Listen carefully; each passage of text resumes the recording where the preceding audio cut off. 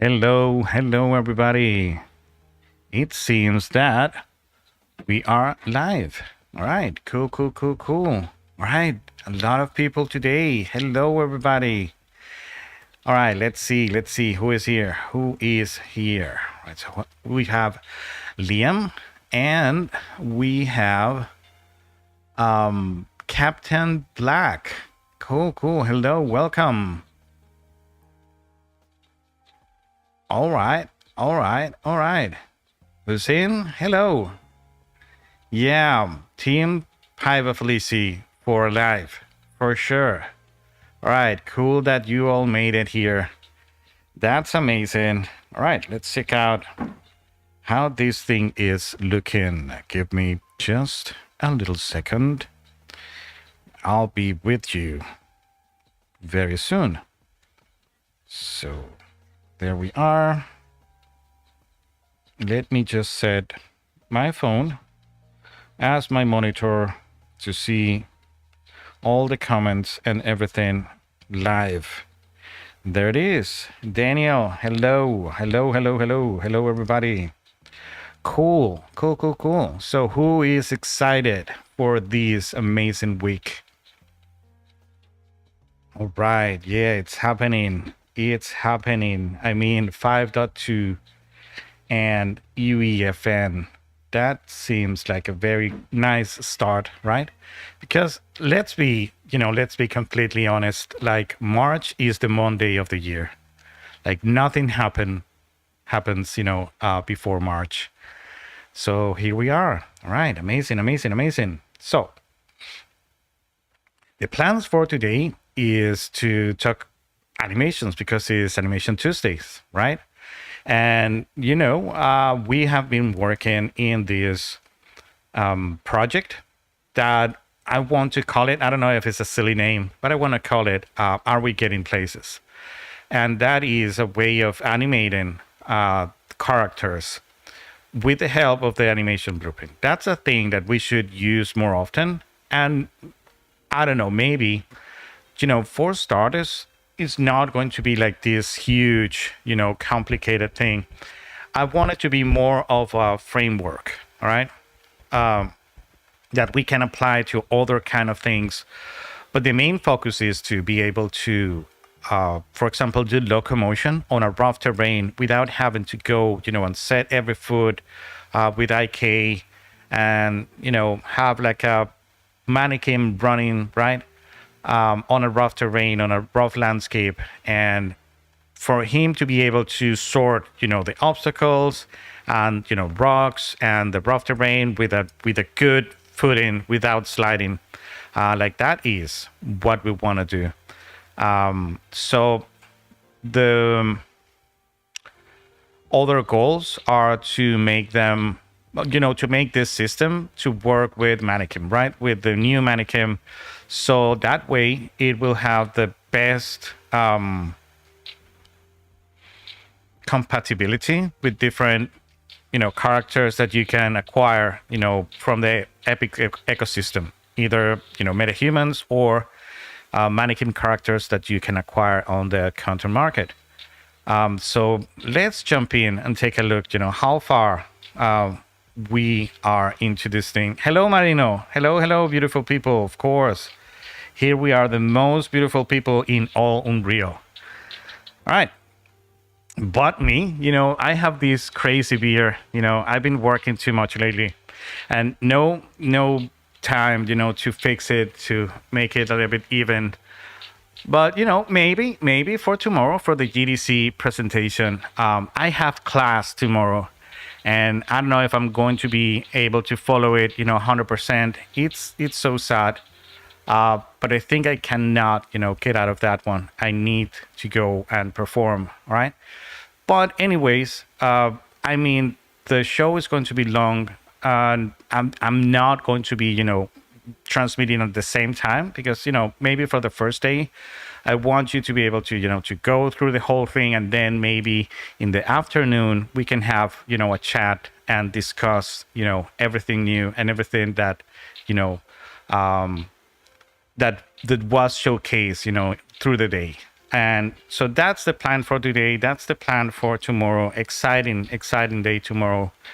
So yeah, let's jump into it and see what we have in store. So let's go here.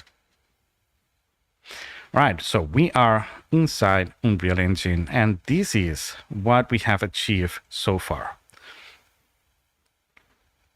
So we do have a character, right? A Mannequin character. This is the Mannequin character that comes with the third person template. This is not the Mannequin character that comes from the new content, because that one will only bring in the actual character, but with no character animations, all right? It will have the same as what you would get if you would, for example, go add and go add feature or content pack, and then install the third person template into your project, right? But the one that comes in the, let me just showcase it for you. Many of you may not know that now the Mannequin, it's its own thing. Oh, look at that. It's not on the sample page. It is on the marketplace. So if you search for it, you're going to find that there is a new Manny. There it is, the Mannequin pack. This is great because now you can add it to your project. So you don't have to create a template or bring the whole template, into your project. Only bad thing about this one is that it won't have the animations, all right? You won't have the character controller, the animation blueprint, nor any of the animations that comprise the third person game template. But this one will come with everything else, right? It is a very good package in terms of it will have the control rig, and it also will have the IK rigs for animation retargeting. And it will have them both for this character and the old character. So this is like the must to have pack if you have some animations that work only on the old Mannequin and you want to refresh them and bring them to the new Mannequin so they are 100% connected. That can be not connected, compatible with other products, like for example the MetaHuman, right? So yeah, this one is great, but again, this is not that one. This is the one that comes from the third person template because I needed, those animations. And as you see, she is already performing even without being in play. And that is a little bit of a secret. This should work. Let me show you. So Let me grab this character, hit Control B of browse, and now we're here, right? If you drag any character, right, and you drop it into your scene, and you add any sort of animation to it, all right? So you go to the animation tab and you can maybe select animation asset and you add any animation asset, right, to this character. Oh, we got a crash. All right, not to worry. Yeah, I know why we have that crash. And that may be because those animations are for the old mannequin. And lately, we sometimes get those crashes when we share animations from the old mannequin to the new mannequin. That's why I was telling you that having that content with the old mannequin and the new mannequin with all the IK rigs to do the retargeting might be a good way of refreshing, all those animations and convert them, to the new format. So let me repeat what I was doing very fast, right? Let me bring in, Manny or any character, by this matter. And let's add, any animation. In this case, I'm going to choose an animation that comes with the third person template. And those should have an MM somewhere. So maybe if I search for MM, there it is. Jump, T-pose, land, like any. I want the idle maybe, right? So these characters already have animation asset assigned to it, right? But it's not performing. This one is performing. The way that you make it work, even without going into play, is to go general and search for, or you can go to the animation tab here. And if you go low until you find advanced, no, you need to find a skeleton first, skeletal mesh. And inside the skeletal mesh, inside advanced, you're going to find one property that is called, let me track this way, update animation in editor. So as soon as you click there, now you have a performing animation of this character. And because it's a loop, it will look, pretty cool. So you can maybe, do like a bystander or something like that, right? That has animation in editor without having to go play or etc. etc. So this is a cheap way of creating like bystanders, right? You can have them converse within each other and stuff like that. And, it's cool. You don't have to use sequencer to add animation for everything, because then you're going to have like a huge sequencers with lots of tracks, with lots of extras, right? This is like the easiest of the easiest, right? And this will work either at editor or at play. If I hit play, you're going to see that he is going to remain doing the same thing. Even if I stop, he's going to continue doing the same thing, all right? So that is a good thing. Now, that being said,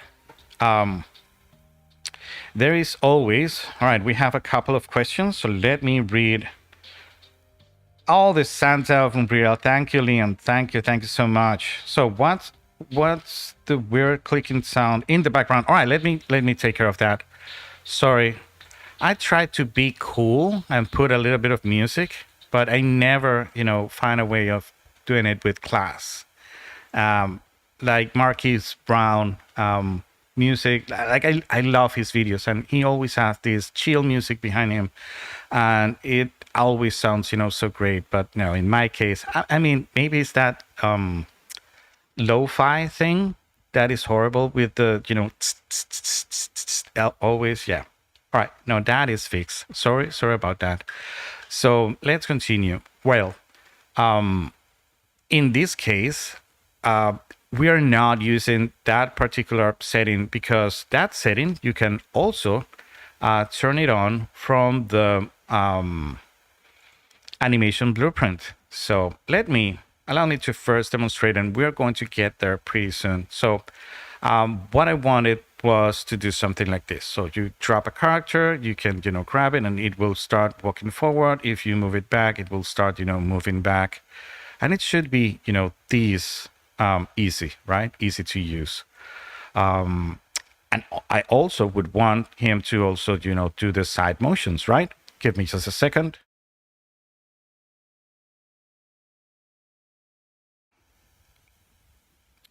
Yeah, I mean, Leon, that's what we do here. We do unreal things.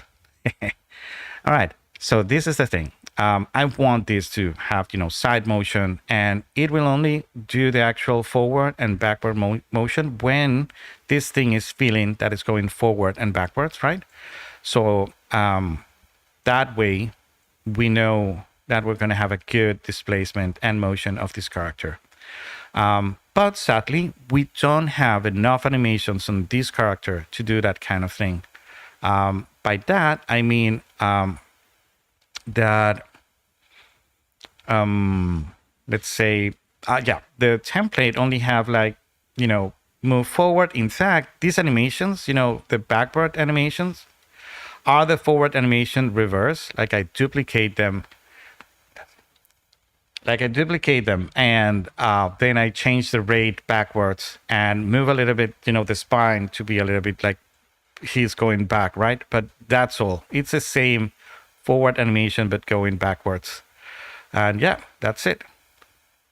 So, and let me just showcase a little bit of these also. So we do have that animation. So all this is an animation blueprint, right? That is working on top of the animation, right? And the good thing about this is that, nowadays these animation blueprints should have, I believe. Oh yeah, no, yeah, there it is. So it should have IK footing and everything working on it. So this is another goal that we want. We want a perfect fit, right, of this thing, right? I'm going to do one thing. I'm going to select this landscape and I'm going to turn it LOD 0. Because that way I know that I'm not, seeing my animation failing, but there it is. So right now it is being driven by the LODs and now it's LOD 0. So we should have the best, yeah. I mean, the IK could be better. I mean, that's why we have Elena coming, in a while, because she is who is going to take us, to that final prize of having, a very nice animation for this character. I may have a little bit of a surprise, in those terms with a thing that I found out, a couple of minutes ago, right? But yeah, so this is what we want. We want this character to be able to sort, this thing. And it's not a blueprint, right? It uses an animation blueprint, that's for sure. But what we want out of this one is to, be able to do the animation for us, right? Not all the animation. We're still going to need animators for sure, right? And hello, I'd say, how are you? How are you? All right, so we have more questions. If it's possible, if possible at all, could we talk about using character blueprints like this, not just a skeletal meshed asset? Oh yeah, this thing will work on a character if you want it. So let me show you.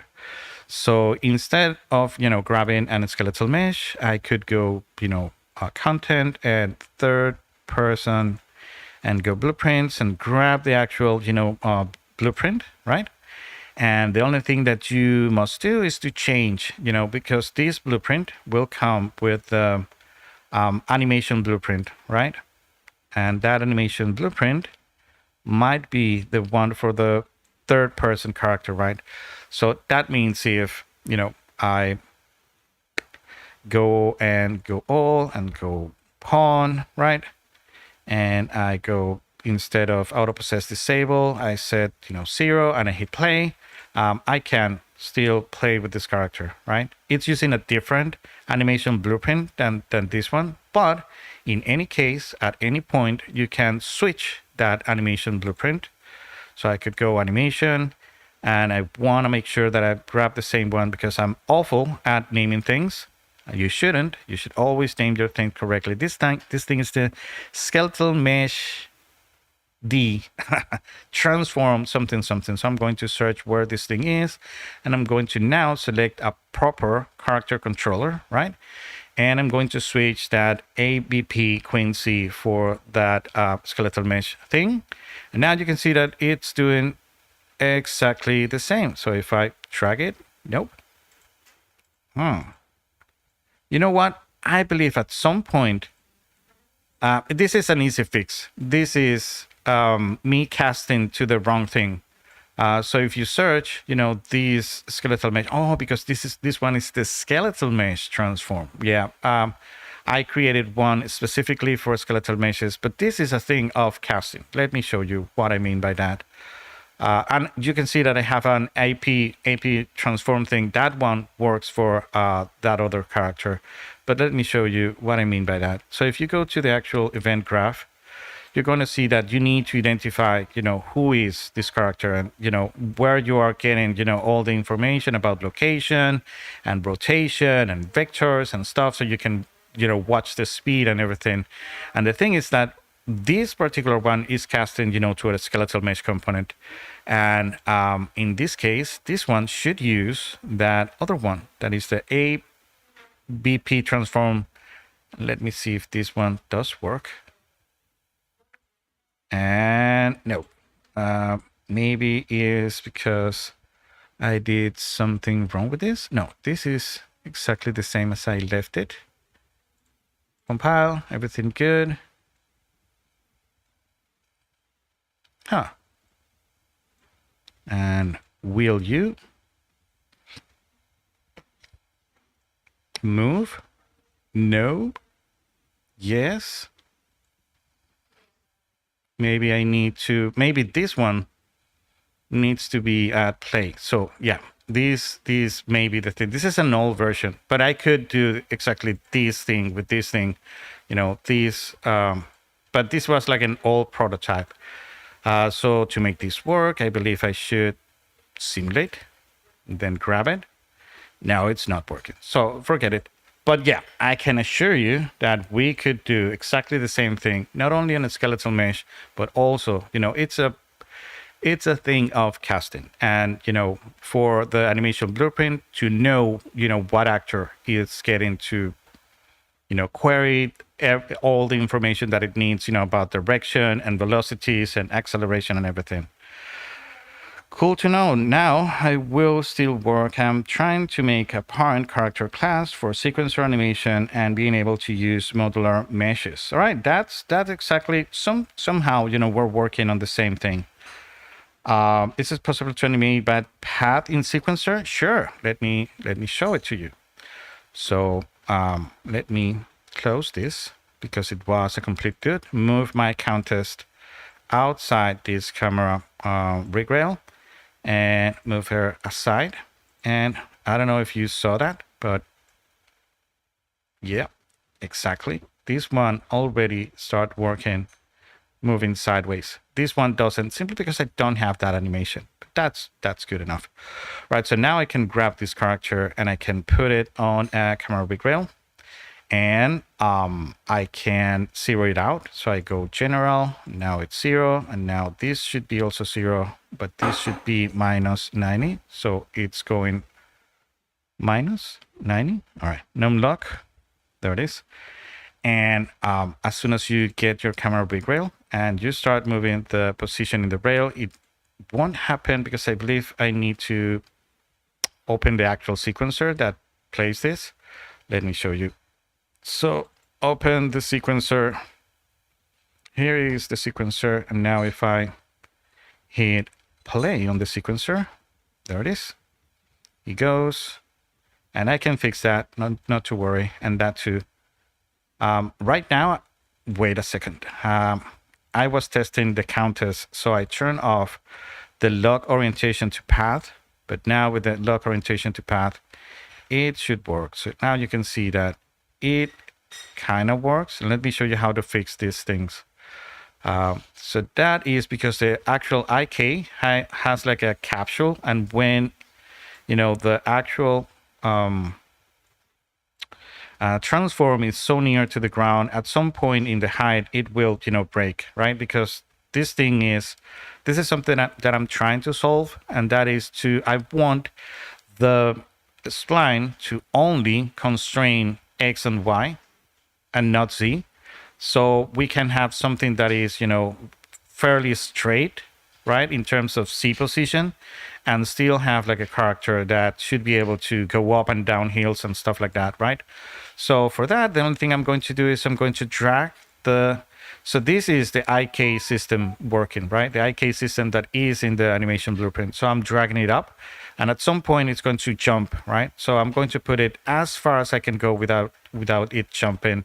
And now if you play it, it should go uphill, right? And then jump down, go upstairs, downstairs. You know, the animation blueprint should take care of, you know, all those, you know, stairs and sideways and stuff like that, right? And yeah, that's what we want. It should not fix everything. You know, my belief is that if you can get 80% there, that 20%, you know, it's where you must, you know, maybe after you do this, you bake this into an animation asset, and then you can bake it to control rig, and then you can, you know, put the magic right on it, so you can fix all the hitches and glitches. But you will have an 80% there, right? Doing this with pure animation is hell to pay. I've been there. I've done that, and it's very, very fairly difficult. And the thing is also that is a one-way ticket, right? You are going to have producers, you're going to have, you know, supervisors, you're going to have the actual director telling you that, all right, he loves, you know, what you did, but he wanted to be faster, or he wanted to go a little bit to the right, a little bit to the left, or, you know, now we changed the whole, you know, landscape, and now he should do exactly the same but in another part of the map, and then you want to rip your both hands, right, and throw them to the trash because you lose a bunch of time, you know, animating by hand. Well, this should be a nice preview because movie magic happens even before you know, go to the theaters. And movie magic works in the eye of the director, producer, supervisors. And even though there are people in the industry, they don't have sometimes, they do have a lot of creativity, but they don't have your creativity in their heads, right? So sometimes it's hard to make them believe that something will happen in the future. They want to see something as close as reality as soon as possible, right? And this should be one of those tools, right? So this is why, you know, we are creating this. It may not be perfect, but it will solve a lot on the way, right? Cool. So how we got to do this? Well, this is not, you know, any sort of magic. Let me disengage from here and just show you, you know, what is happening here. And it's a silly, you know, story. And that is that this thing should work every time, everywhere. The fact that it's not working every time, everywhere is because of a silly thing. And that is that the animation blueprint nowadays relies on characters and pawns. And those characters and pawns get all the information about a character, right? And will inform that it is like a separate thing that runs outside of your pawn, right? And it's always there, and you can, you know, ask for it, any type of movement, direction, velocity, and whatever you want out of the character movement node, and it will give you that information, right? But because it runs outside of our control, it is not exposed, and it won't work in editor. And it not even at play. You can query those kind of things when you are not when that character is not possessed, and that is the big thing, right? So let me show you what I mean by that. So you could, you know, drop in what we just did before, right? I could go to the third person and go blueprints and add this blueprint here, and that's fun and dandy, right? And the relationship between a character controller and the animation blueprint is that the character controller will move this capsule around, and it will know how fast it should run, and how fast should it turn, and how fast should it fly. And hello, Gonzalo. Hey, nice to having you here. Good. All right, and Then, and it's just moving this capsule. And if you don't have an animation blueprint, then you will have like a T-pose character, doing like the Jesus Christ running around, in T-pose around your level, right? At some point, the animation blueprint will read if that character is moving forward, backward, sideways, up and down, or running, or flying, or jumping, or whatever the character controller says that it should be doing, and then the animation. And it will get that information and fire up and mix up all the animations that you provide for that character. But the thing is that why, if that is a thing, why if I grab this character and move it around, it doesn't move? And that makes no sense. Because if I, go here general and I go, again, pawn, and I, make it player 0, and I jump in on that character like this, all right, it's doing exactly the same thing. It is just changing the position of the character, and the animation blueprint is firing up, those animations, right? So I wanted that, and now we got this. This is as far as I've gone, today with this, up to date with this. No lies, I've been working in secret with a character, because then I wanted to do the side step, right, this thing. I didn't have that animation for this character, and I was pounding my head like, where do I find a character that has all those motion, forward and backs, and sideways. And I thought, well, all the Paragon characters does have those, so it should be fairly easy. It was, but it's not great. The movement is a little bit sticky. The animator who animated the Countess want to give her, this creepy walk, right? Like she is always walking like, I don't know, like she's Batman or something like that, right? And it's like a Naruto type of running.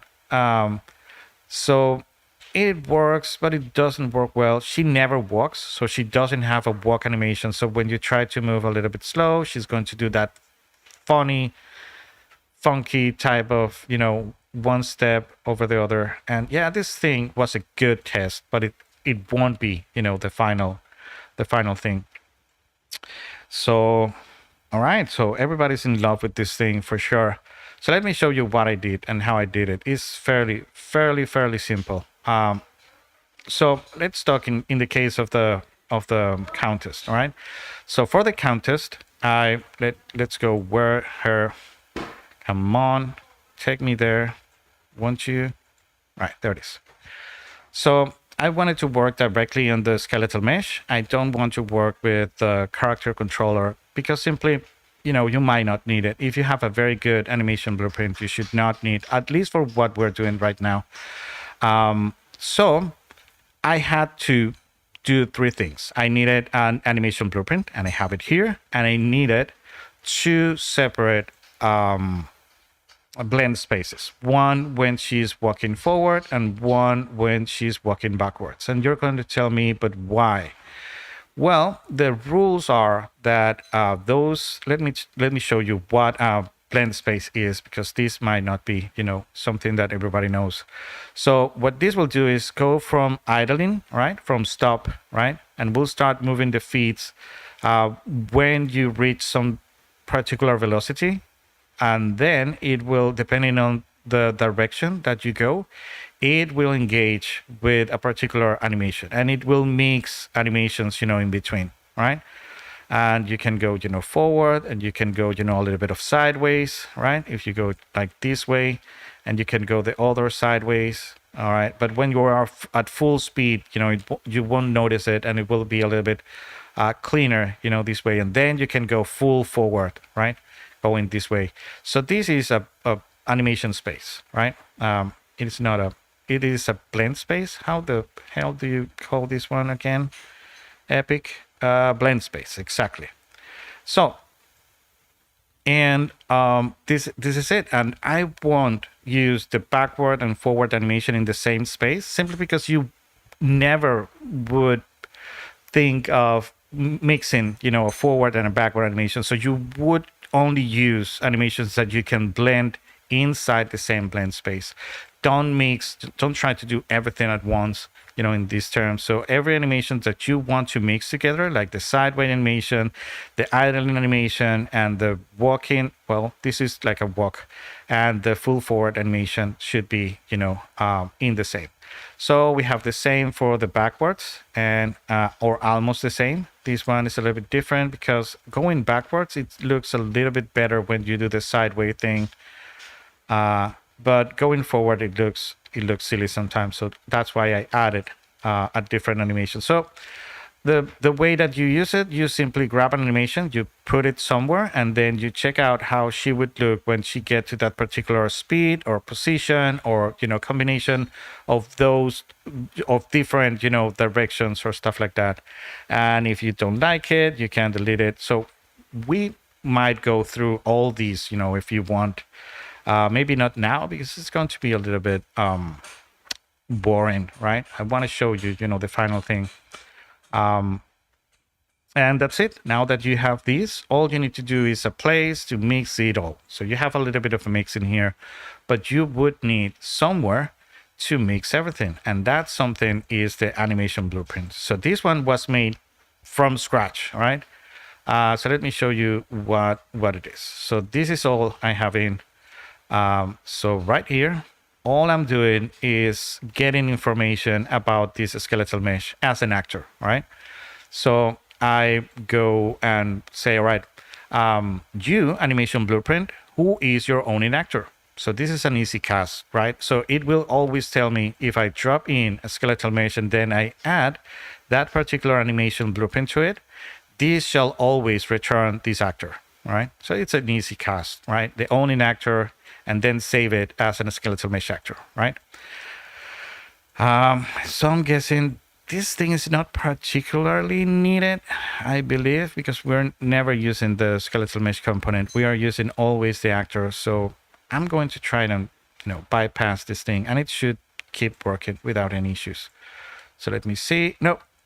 All right. So, oh, I know what I did it. Sorry. Let me connect this again as it was. All right. Cool. Now I know what I did it. So I did it just to, so I wanted to get that particular skeletal mesh actor, and then I was going to find out it's a skeleton, right? With this thing right here. And I wanted a skeleton because I wanted this. And this right here is what I was talking about, going to animation and going to skeletal mesh and turning on update animation in editor. Well, this thing will do it for you, right?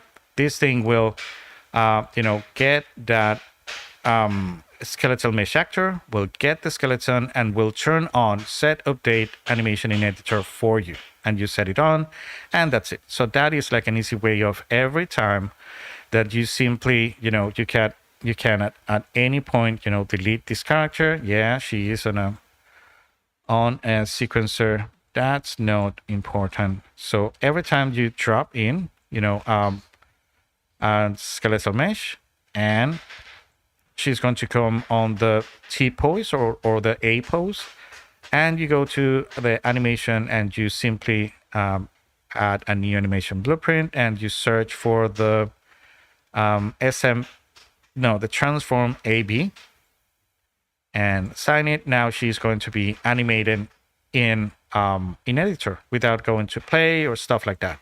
So this is the way that you achieve that with this particular node. So that is done. That is pretty easy. The other thing that we need to do, and this is the sad part, and that is that if you try to use it as a motion controller or a character controller, then if you're using the character movement class, then everything goes under the hood, and you cannot tap that information. So you must go the old way, right? Old school, as I said. So the way that you go old school is by going, selecting that tapping on that actor and look for where it is, store that as a previous location, get some delta seconds and divide it, and then you will be able to forget about this. I will tell you what this is, and then you get a forward speed. That's all you need. That's how easy. And then that speed you get where it is. You get where that character is at that point, and then you feed it to the machine again, and it will be updating, every time there is some sort of animation running, right? Like with this thing right here. And that's it. That's how you get the position of a character. Now, if you want that position to be, the speed of it in a particular direction, you need to do the dot product of the actual vector, right? And the dot product is saying, right, if this thing is not pointing this way, it should report 0, right? So it will only report speed in Unreal units in centimeters in one direction. And the way you do that is with doing the dot product of this vector that we get here. So this will give you, if you get the length of this vector right here, it will tell you the ground speed in any direction. No matter if you go forward, backward, up and down, it will give you, it was here, now it's there. So it took this time to get there. So it must have, this velocity, right? But with these two, and you tap them also from the actual actor, then you have like a particular velocity or speed, right, of a character in one direction or another. So one will give me the forward speed and the other one will give me the side speed. And that is how, if I have two different speeds, I can then tell the animation graph to, interpolate from being still to a side step or to the other side step, or, because we have that blend space, we can go in every direction, sideways, forward, backwards, and etc., etc. So it's not that difficult, right? Then this right here is just to prevent the character from, so it needs to have at least a little bit of speed to produce a Boolean, right? And this Boolean is the one that is being read to know that it should, transition, right? And let me show you why, there is this thing happening. And that is because apart from, getting the actual position and getting to know if it is starting to move, right? So if this speed is at least 3 units per, this is units per what? Per seconds, right? This is unit per second, so centimeters per second. So if this thing barely start moving, it will inform the actual state machine to switch animations, right? So, and those animations are in the anim graph, right? And this anim graph, it's very simple. It just have locomotion. So as soon as you enter the locomotion, you have an idle pose, right? And this idle pose is just an idle. So if you search here for animation and you drop it there, you will have, the base animation, right? This is what she's doing while nothing is happening, right? And then what you would need is to, all right, so this is her starting state. What would need to happen for her to go and read those two blend space that we created, right? And let me show you the blend space. So that this is the blend space. It will read a forward speed and a side speed, and that is exactly what I'm fitting to it, right? And that's it. So this is the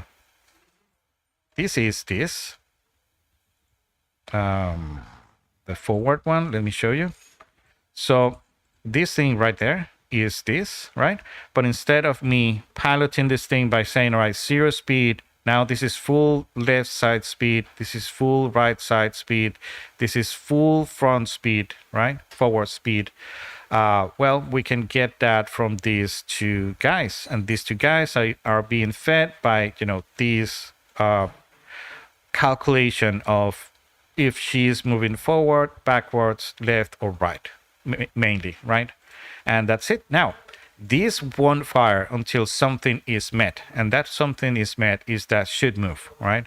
So that means that this should move, should check if the forward or side speeds are, higher than 3 in the forward speed, or higher than 3 in left or right, going, one side or the other. Then this is met, meaning that this should pass from being relaxed to being moving and firing up, locomotion animation. It's that easy. That's everything. There's nothing more into this graph than this, and than this and this. It is this simple, right? We want to make it a lot more complex for sure, right? But this is the basics, right? And once we get Elena here, I know that we're going to go a little bit deeper, because what I want is to be able to let her carry on, all the animation part. And I found out a couple of animations that we are going to be able to use, and those are great. And I believe that, and all right, the final goal of this whole thing is to be free. I need this thing to be free, and I need this thing to be built up with free parts, right? Because I don't want to be paying someone and then I need to charge you for this thing, right? And so I was looking and looking and looking and looking until I found out, do you use Unreal for creating cinematics with character animations? Yeah, for sure. I mean, every time. And it's fairly easy to do it. The sequencer is perfect for doing that. It's like a non-linear editor just for animation. All right, it's like doing editing, but with animations. And you can use tracks, or you can go as far as having control rigs, right? With controls, with IK control to move arms and to move legs and to do all sort of things. So yeah, for that matter, is completely perfect. So let me check out if we have more questions. I have had a hard time figuring out how to actually use blend spaces for cinematic purposes. All right, we might even do one today, with Elena, for sure. So right, I do. It's been something I've been trying to get a good workflow with for a few months now. Can I ask you something? Yeah, sure. Go ahead. Oh, thank you, Pavan. So we were 3,000 last night, but I believe this morning we were a little bit low. So I don't know if we are still in the 3K. All right, in sequencer, my character walks forwards with root animation, but when I select match this bone with previous clip, it will keep moving forward, but in the transition, it glitches. All right, sure. That thing is magic, all right? But it does have its issues. It's not free of, of issues. And the issue is not in the tool. The issue is in the actual animation. And let me show you why that is. So let me go here and grab maybe MCO mocap and go character, mesh, drop this character in, right? So we do have a skeletal mesh. Let's move to that part of the animation gym, right? And let's do a little bit of animation with this character right here with sequencer. And for that, let's open up a sequencer, right? So let's go cinematics, create a new empty level sequencer. Let's not name it because that's a secret. Having 10,000 new level sequence called in your project, that is the secret of becoming as mad as I am. All right. So let me jump to Unreal. So I know, yeah, I'm doing all this thing without showing you. So that's it, right? So I grab this, skeletal mannequin there from the MCO mocap basics. This is a free mocap pack that you can find in the marketplace at any time. So let me turn on that level sequencer. That's it. I have it open. I can grab my character, drop it in, right? And it will have a bunch of animations with it, right? And mainly almost all are locomotion type of animations. So let me pick one. So let me go walk, and let's use walk forward, and that's it. So this is a root motion animation, right? But this is where everything breaks down, and everything breaks down, right? Let me show the difficulty that because not everybody, is in our page right now. Yeah, right. So if, I alt and drag and I create another of these animations and I put it butt to butt, what it will do is when it gets to this step, it will revert back, right?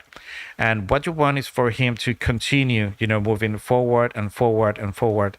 And the thing is that there is a tool to do that, but it will fail, sometimes not because of the actual tool, but because of the actual capture. Remember that these are mocaps, and it's very hard to tell a mocap artist, right? A mocap capture artist. All right, I want you to do the last step exactly as you did the first step. And that is where things break down, right? Because, mainly this final step is not exactly the same as this one. So if you animate this by hand, that's a very easy thing to do. But when you have mocap, that's not a very easy thing to do. So this may be one of the, this walking is very well curated. I mean, I think it does do a good job of ending the same way as it started. So this one should be easy to work with. So what you want is to first, check out what is that last feet down, right? You want a point of contact, and this is the left foot, right? So we're going to right click on the next animation, right? The next copy of the animation. And you go with the match with this bone in previous clip, and you look for foot.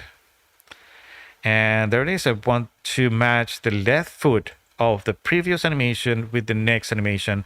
And now, like magic, this dude is going to continue going forward, right? Instead of reverting back, it should continue. And now that that thing is set, I can, keep duplicating this and put it butt to butt with this one, and duplicating this and put it butt to butt with this one. And this dude will continue walking and walking and walking and walking, right? Now, let's do a harder, one, right? Because this one was too easy. And I believe we have a couple that might be our ticket. So let's go walk. And what is this? All right. So let's do walk. And there is, listening to music. And this is not the in-place one. This is the root motion one. This is the one that we want. So this is an actual mocap. So this might not end exactly as it starts. As you see, he does a little bit of dancing. He does a little bit of, something. And at some point, he's bound to, revert back, right? So I'm going to grab this. Sorry, I should grab it with Alt, duplicate it, put it butt to butt. Right, and again, let me check out what is that last step, that last point of contact, and in this case is also, the left foot, right? So I'm going to do exactly the same. I'm going to grab this one, go match with this bone from previous clip, look for foot, and then not loot, foot. Loot is always good, but foot is what we want right now, and it should work, right? But you see, it is created issues, right there out of the gate. There is something that Unreal doesn't understand. When maybe it's because of the length of the root motion, maybe it's because of something. But yeah, this primarily is doing two wrong things. First thing is reverting back to somewhere in the past, and then it's turning to the right. So this is not to the left, right? So this is not what we want. So if we want to fix this, Unreal will give us the tools to fix it. And that is, you can right click and show the skeleton of this particular animation, right? So let's click there, and let's do the same with this one, show skeleton. And at some point we can see that even though we told this thing to do what it should be doing, it's doing the wrong thing. And the right thing to do was to this pink skeleton is this animation sequence, and the green skeleton is the one that should start right from this one, and they're not even in the same ballpark. So let's go a little bit nearer here, and we can check out, or right, maybe it was my mistake. I had a little bit of a interpolation between two. But what we really want is this. From here, it should not jump back there. So all of these skeletons should have this little point in the ground, and you can grab that one and you can put it. Sometimes it's not as easy as it seems to put it right where you need it. And what you really want is to have that left foot of contact to have the exactly same shape, right, as the foot on this one. It doesn't matter if any other part of the mannequin matches. You really want that foot to be exactly in the same point and in the same direction, because the direction is also important, because it will start striven, to one side or the other.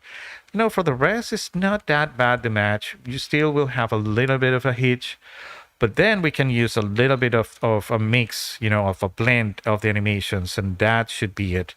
And that's it. Now, if I, zoom back and I go back a little bit and I should hit play, it should, there it is. And if he still goes a little bit to the left, you know what you need to do, right? So he's walking straight and then it started drifting.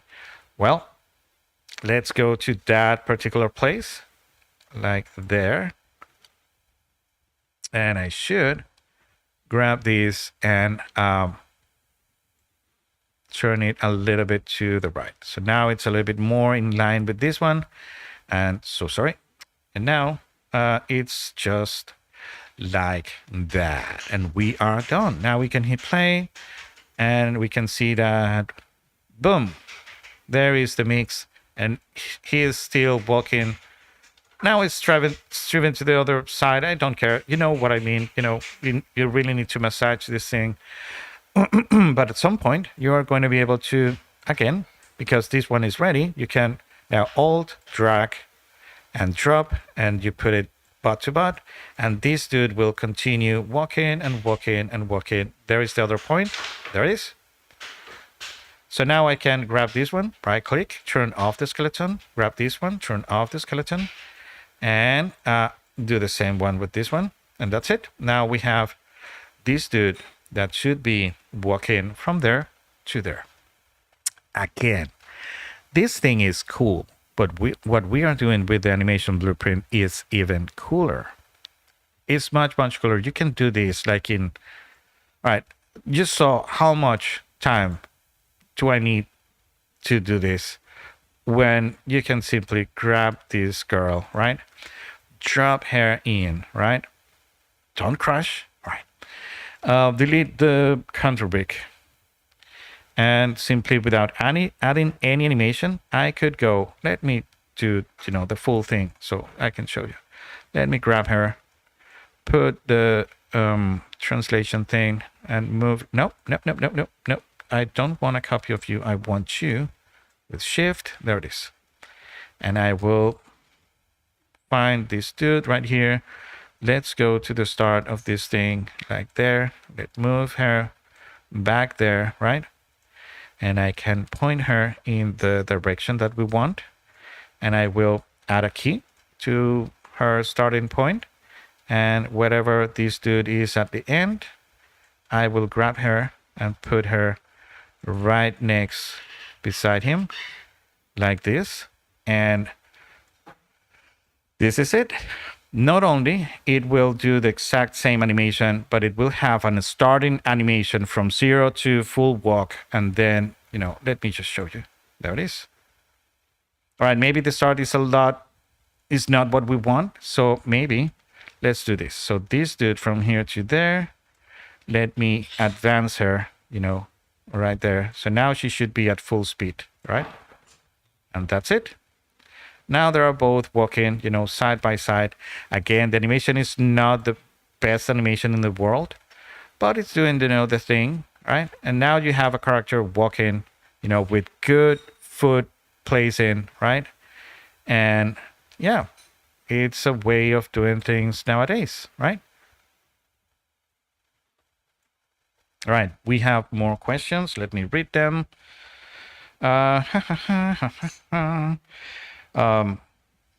Right, yeah, using the animation tracks in the sequencer is super time consuming, but that's how you fix a root bone jumping problem. Yep, that's it.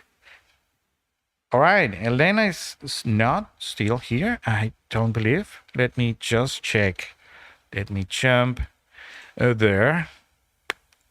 I have a bit of news that I want to share with you.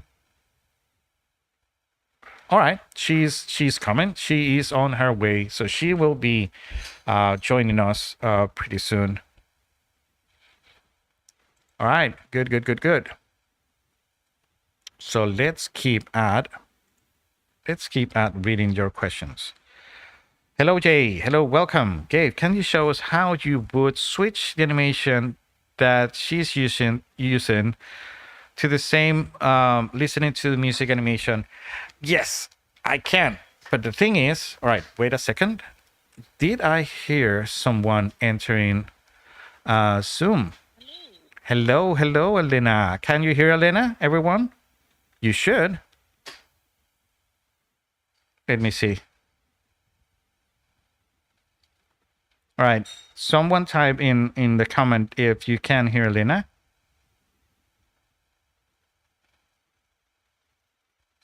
Let's wait a little bit because there is a little bit of a delay. How are you, Elena? Can you hear me? By the way, Gabe, I cannot hear you. Oh, you cannot hear me? Oh, because I do have.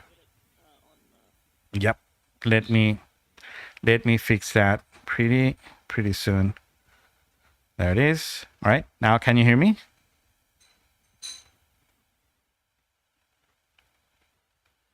Can you hear me now?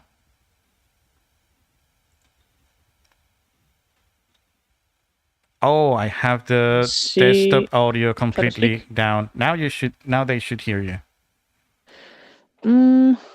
Wait a second. Could be something on my side.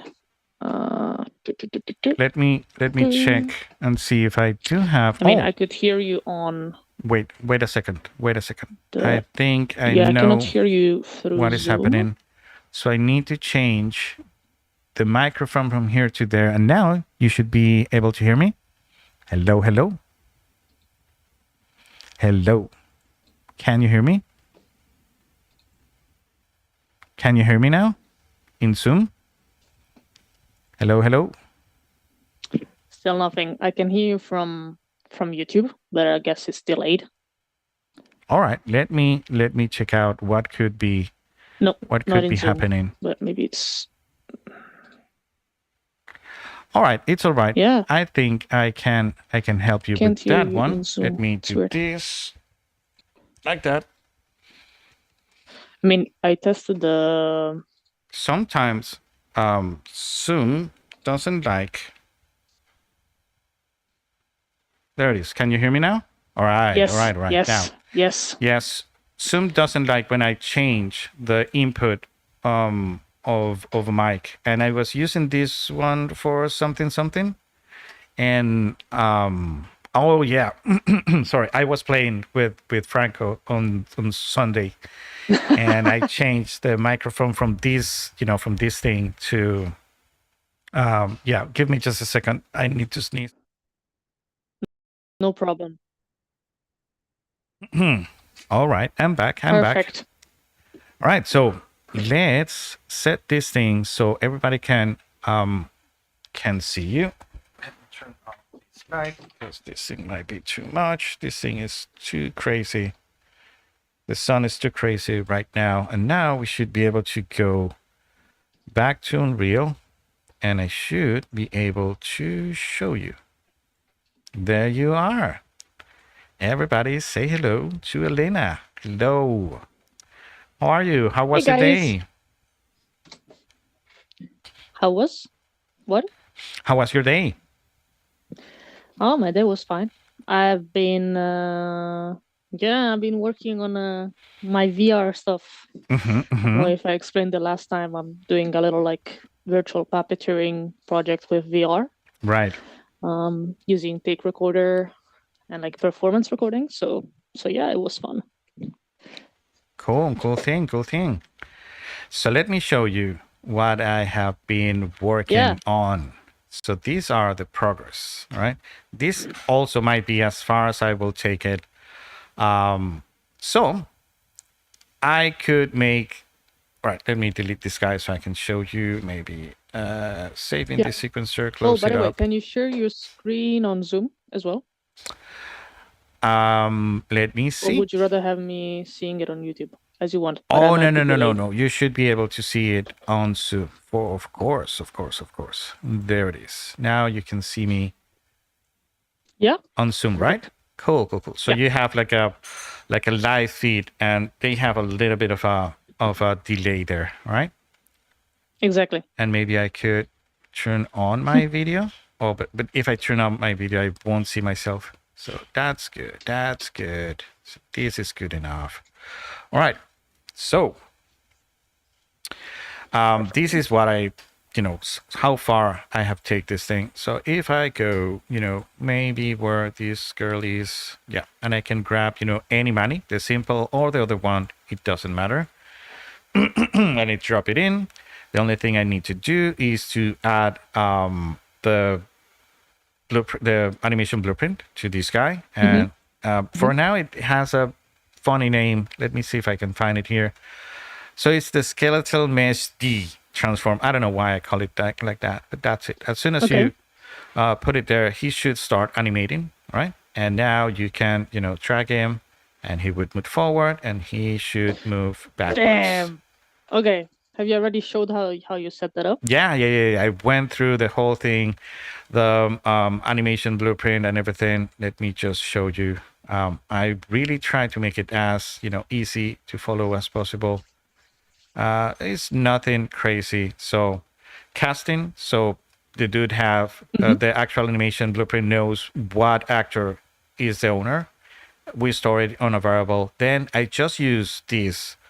So I'm able to use this, that is the set update in animation editor. So this is the trick to make it, animate every time without having to go into play. And yeah, this is, you simply tap from the actual character and you set, update, and there are only like two. So it's this one. And we also have one for cloth. So these might be cool for characters that have cloth, and you also want the cloth, to animate, in editor, not having to go play and do the simulation and stuff like that. Yeah. So this is cool. Showcase that. I remember last time somebody was asking about cloth, so next time maybe I could do a little like demo on that. Of course. And based on this. Yes. And we get, I was last time we talked, we just got the ground speed, meaning that we knew that he was moving somewhere at some speed, but I didn't have any way of knowing if he was going forward, backward, sideways, right? But now, just adding this dot product and having, querying his right vector and forward vector, I can get the forward speed and the side speed. And now we have all the information that we need if it goes forward, backwards, sideways, to drive animation blend space, right? And I created so this is a more complex example because I didn't have the sideways animations on the mannequin because it has, those few animations from the third person character template.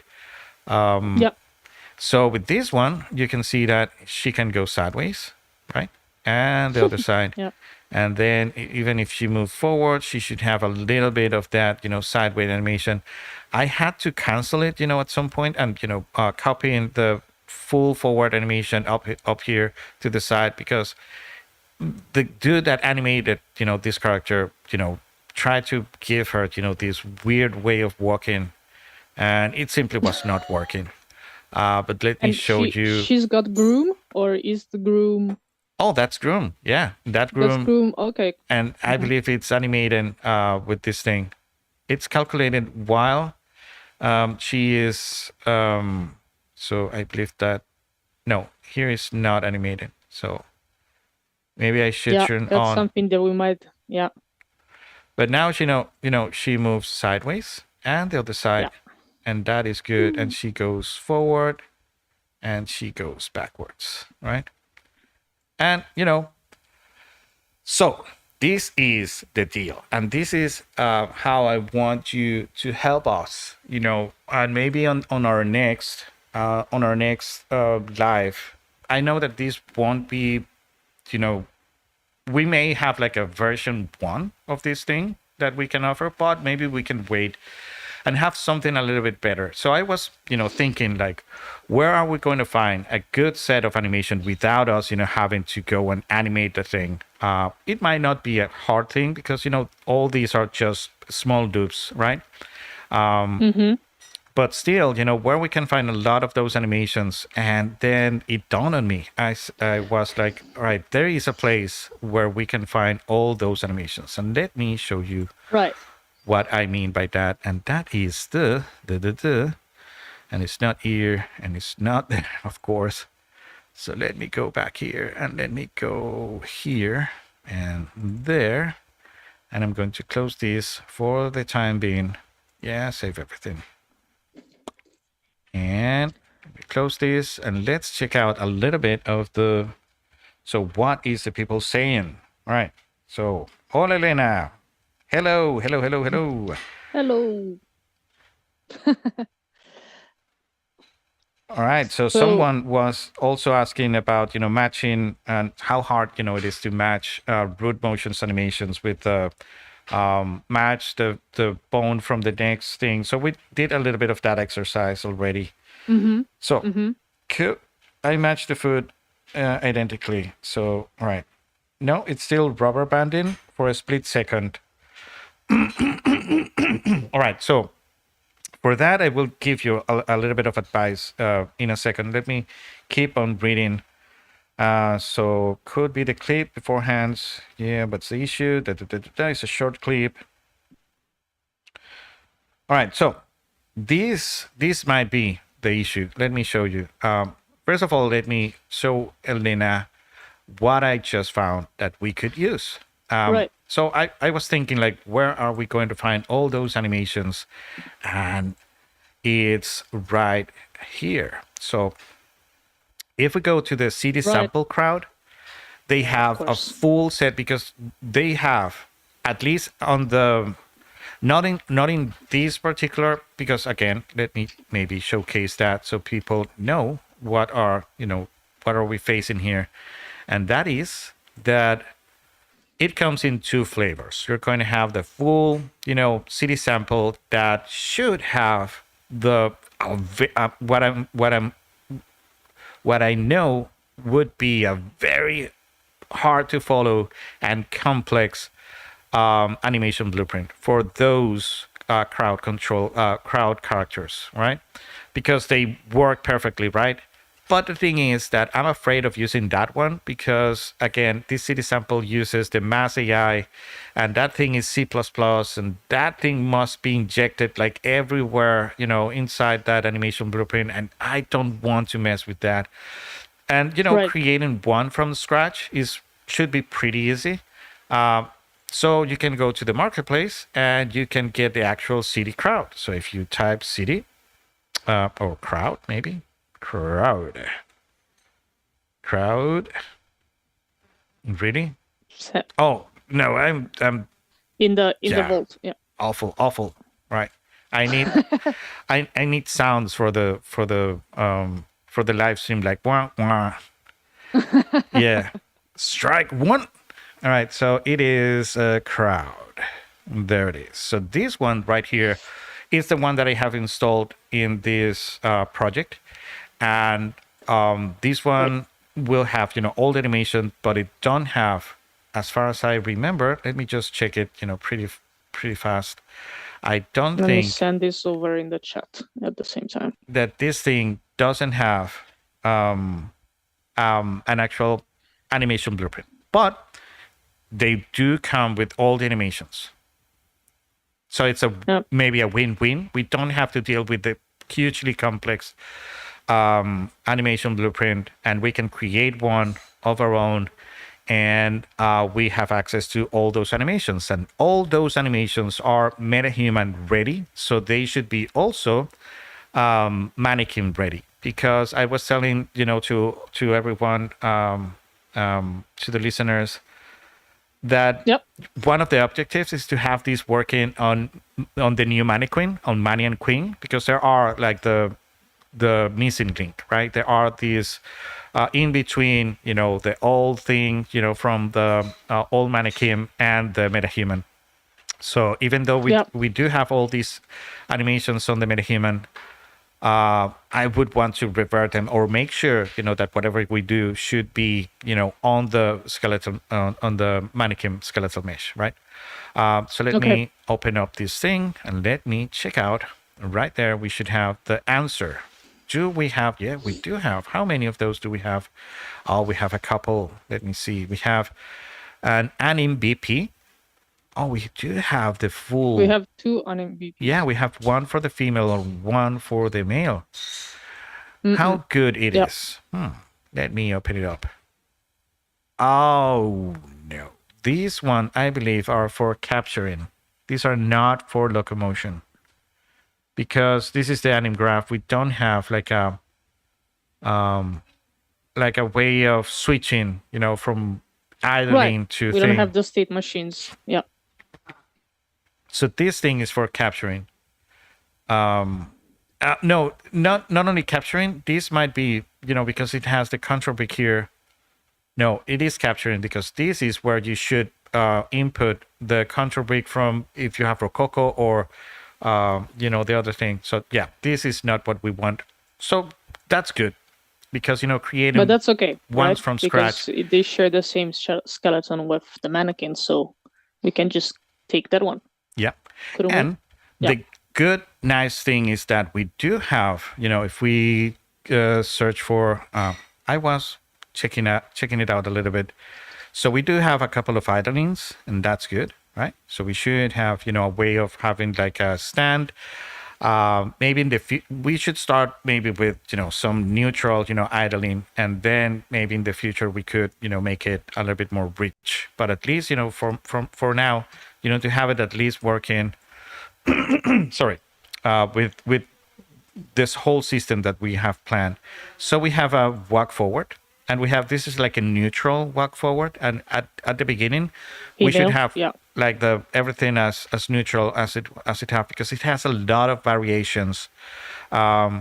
So we also have a walk in place, like the walk in place that that the mannequin has, that is like the idling of the blend space of the walking.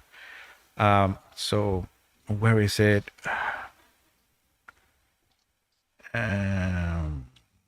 Walk, quick, variation, pulse hold, idling, walk forward. Where are you? Walk in place. This is the one we want. So this should be like the 0 speed of the space of the walking forward and backwards, right? So good thing is that we have a walking forward, and we do have a walking backwards. So just with this, we should be able to do exactly what we have on the other side for these characters, which means that in turns it should be for the full Manny, for the new Manny and Queen, and for the whole set of metahumans, right? At the same time, everything in just one product. So this is amazing. And we do have the walk-in in 45 degrees if we need them, backwards and forward. So this could do the whole thing, forward, back, side, side, and 45 degrees. So just by having those animations, we should be ready to apply everything that, we have ready on the other side. But for these characters, and these are very good animations, right? These are the ones that they use for the, if these work for the Matrix, these should work for us. I mean it, come on, come on. I mean, have you also showed how to keyframe stuff once you have it in the editor by any chance? You did that, like you made also the test of keying a position, keying a position, and then like super cool. Okay. Yeah. It needs a little bit of a, I mean, every time I try to key it by hand, it looks awful. It works miles better when you use a spline or a character or a camera rig rail. And that Okay. is because, the camera rig rail, and that should be like part of the workflow, because the camera rig rail will give you this acceleration, this control acceleration. So if you set up a character, right, a skeletal mesh to start working from here to there, it will ease in the whole way until the middle and then ease out, the whole way until it ends. So it doesn't have that good, you know, acceleration and then, steady pace through the whole thing. And again, if you want to make it longer or shorter, you won't have bumps in the speed. So the speed of a spline is, the same always, right? Or it's a lot easier, to control than having, simply animating the transform of a character at any point. I'm All right. replying to a question here. All right. More questions. Let's see. Like Liam has a question. I'm trying to, okay, not just run start, run loop, but like action 1 to action 4. All right. So Yeah. I think he's trying to merge. Yeah. Doing modular animation gameplay. is very hard, at least in a closed system, because if you're working with animation blueprints, you can change animation blueprints, in sequencer. So you could have like modular animation blueprints. So for example, you could have like an animation blueprint of a happy walk, right? And you will have, that happy walk doing all the changes from being idle to being walking to being running to walking, sideways, and do all that stuff in that same fashion, right? And then you could do like a sad defeated, blueprint for sad defeated characters to move around, etc., etc. But when you want to combine them is where you're going to start having, those issues, because you can only catch so many, alterations or different case classes, right? So animation blueprint is something that is more on the side of the predictable side, right? So when you're doing games, you want, that thing to work the same way every time. So that's why it's a closed system. So you must set like pathways that are controlled by some Boolean saying, right, if I do this, he should do that, right? I should start firing up this particular animation or this end space if the character is moving somehow, right? But that doesn't mean that you can create very complex and useful animation blueprints. So animation blueprints is not just for locomotions. You can also create, things for saying hi or start dancing or doing any sort of, other actions that you want that character to do. But the only thing is that they are going to be a closed system, right? So it only will work on that particular occasion. Again, you can switch blueprints. So at some point you might want to have like, all right, if this dude start accelerating, I should engage with the animation blueprint for locomotion. But if he is standing around, you could have like a full animation blueprint for emotes, right? Dancing, saying hi, conversing with other people, and you can swap them out, in that way, right? So you have more of a modular, approach to the thing. Right, based on what you need. I think. So he says, I've been trying to use data structs to make a library of animations that a single parent animation blueprint can handle, so that I can use sequencer keyframes to key the in and out points of animations. All of this to avoid the painful animation sequence structs in sequencer. I mean, I'm thinking that if you have like a montage that you want to play, basically, at a certain point, maybe you can also use the animation modifiers or the director blueprint, actually. So to say, at this moment in time, run this this montage or this blend space or whatever. You can fire actions directly from this sequencer. I don't know if that's something that you're looking for, but maybe it could save you some time. All right. So yeah, what you were saying there is the key because he's asking for a blend per bone. So yeah, you're going to need montages for that kind of animations. Because montages separate from blend spaces because you can do like bone masking. You can apply some animation that it's going to play on top of another, but only for a couple of bones, right? And that is like the best way. Like that thing was created especially for reloading. Like you won't believe me, but yeah, the reloading deal was huge. And that means that you have a shotgun, right? And your character has this shotgun and he only fired twice and you need to reload it. How many times you need to, or how long should be the reloading animation, right? Should you do like a reloading for one bullet and another one for two bullets, 8 bullets? So you get like these many variations of what you can do, right? So in this case, you can have like a montage. So you can say, right, I want this dude to keep walking or running or whatever he's doing. Maybe he's crouching, but I still need him to run an animation twice because he's missing only 2 bullets from the full chamber from the full barrel, right, of the shotgun. So in that case, modularity you can also acquire it that way. But again, this thing could be like you might need to frame this on another way. Think it more of a holistic thing because catching small animation and small, how to call these, what is not a norm, these exceptions is the way of going mad, right? If you try to catch exceptions, you are doing the fool's job.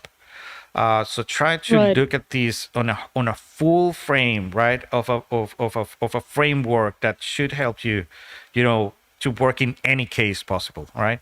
So that should be your first look on how to do that kind of things instead of going, on a per bone type of situation. That's my Right. advice. Yeah, I agree with you. So maybe like a custom maybe like a custom game mode entirely. Yep.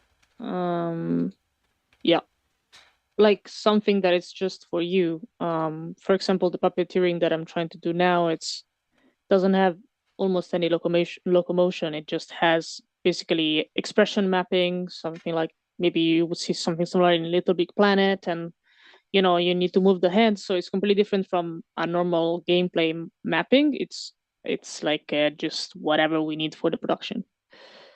Yeah. Yeah, exactly. I mean, you should at the beginning, just search for every way that Unreal has to solve all those issues. All right. And I mean, there are so many ways. Like, for example, you have montages, right? Let's start with the easiest one. You have blend spaces, right? So that will blend different animations depending on an input, right? Then you have montages where you can blend two animations on this at the same time, but with some sort of masking of the bones. Then you have layering, that you can use also to use animations on top of another, depending on stimulus and depending on other type of stuff. Then you have also mantles, and mantles is another way that you can approach to do modularity. And I'm missing a couple, that you could always use. So you should take a look at the framework of the whole animation system inside Unreal, getting to know everything a little bit, not very in deep, but at least to know what are the possibilities of every type of asset that you can use to do that modularity, and then make your decisions from there, and not marrying with the first type of way of doing it and then suffering to make everything fit into that, right? Right. I'm gonna send a little link for a course that was released recently on the Epic Game forum on gameplay framework for animators or something like this. I don't remember exactly how it was Cool. called, but I'm gonna send it over. Cool, cool, Um, cool. okay. All right, all right. That's good. So where were we? We wanted to implement our sidewalk, like side walking animation, right? We Yeah. wanted to basically apply our magical animation blueprint to a crowd character. Yeah, yeah, that's right. I mean, I'm guessing like the first thing that the first enemy to defeat is having it both ways, right? And that means that if we want this to be able to run either on a skeletal mesh of a mannequin type of character that you can download from the content, from the marketplace, or if you want these to work either on these, crowd characters or in a metahuman, we should be able to have it both ways. So it should be able to being able to find out the actor or find out, the actor within an actor, right? Because again, this won't work exactly with the code that we have already, simply because this thing has like different parts, right? So this is like a blueprint that has, different components in it. So casting to this guy is going to be completely different than casting to a skeletal mesh, right? So that would be Mm-hmm. like the first thing to try and make it work, both ways, right? But maybe what we can, take a little bit of, the time remaining, and I believe we still have like 20 some minutes. Yep. It's to create a blend space for these characters. I don't know how it will look, but it may be, fun to watch, right? So let's go animation and let's create a blend space and create one, pretty easily. So I know that the world is mid, and let's do it for the. Oh, we do have a metahuman based skeleton. I don't know if we use this one will work. Let's see if this one has all the animations. I really don't know. So I'm going to call this one. Come on. Come on. Come on. All right, there it is. So this is going to be the MH, metahuman, transform. And that's the world of the day, right? Because we want these to be driven by the transform, not the character animation, and anim blueprint. And that's it. Oh, this is not an anim blueprint. Silly me. This is A forward. blend space. Come on. Yeah, this is going to be the forward blend space. Oh, now this thing is preparing and doing stuff. It doesn't matter. I will rename it later. So now we are in. So let's see what we need here. So the first thing is to, check out what are going to be our axes, right? So these might be speed or front speed, and these might be our side speed, right? So we do that Can by. I ask you something? Go Gabe? ahead. Go ahead. Um, I'm wondering just like why you didn't retarget the animations rather than like looking them up on the city sample crowd. Is that because you already knew that there were gonna be better and more animation in the city sample compared to the one you had already? Which ones I did have already? You had the one of the red-haired girl, right? You had you had all the animations already on the red-haired girl, like going on the side, and we could have retargeted those Oh, onto oh, the mannequin oh, right, right. You or mean onto the metahuman. the ones from the Countess, from the Right. Paragon character? Oh, because I Yes. don't like those animations. Those are awful. Those are, Okay, made gotcha. like for very gamey type of things. She runs like Naruto. So for Okay. a concept, for a test of concept, it was good, knowing that this thing works. If we go sideways and front, and front to back. But these dudes, because they do have pretty cinematic types of mocap, walking forward and backwards. These might be more of a consumable, product, right? Because Right. we want those types of and even when these might not be the source of what people are going to use. It might be a framework for someone to add their own animations in it. But in either way, Right. I want it to look cool. So Yeah. let's first of all, set our speed. So this is going to be our front speed, and this is going to be our side speed. So this one, the horizontal, sorry, not there, but there. The name that you set here is just for you. It doesn't have to do with anything.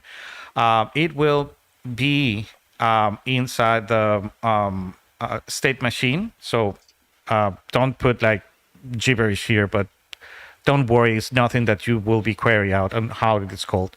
So this is going to be my forward with speed, and that's it. And we should have then the vertical is going to be our side speed, and that's it. Now it goes from 0 to 100, and these are true values that you must take care, how you're going to devise them. Because when you have a character controller, it's a lot easier, because the character controller, you can tell it, all right, I want this to have a maximum speed of whatever, right? And then you can put that whatever here, and that should solve everything. And the dude that animated that dude make the actual full walk at full rate to be that exact speed. In this case, we have no clue. We simply have no clue how fast these dudes will walk around. But because it's a walk, and I know that 300 is like the mannequin running, I should expect this thing to be 120, 150. So I'm going to try 150 for the forward, all right, and a little bit less for the sideways, all right? So I'm going to leave it at 100, all right? Because he might not, move at the same speed to the sides.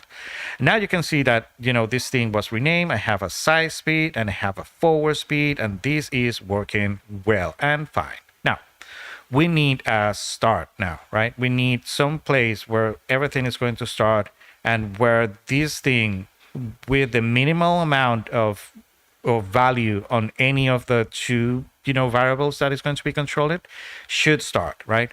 And for that one, we do have walking in place. Walking place. Yeah. Let me search for place, and maybe it will pop up.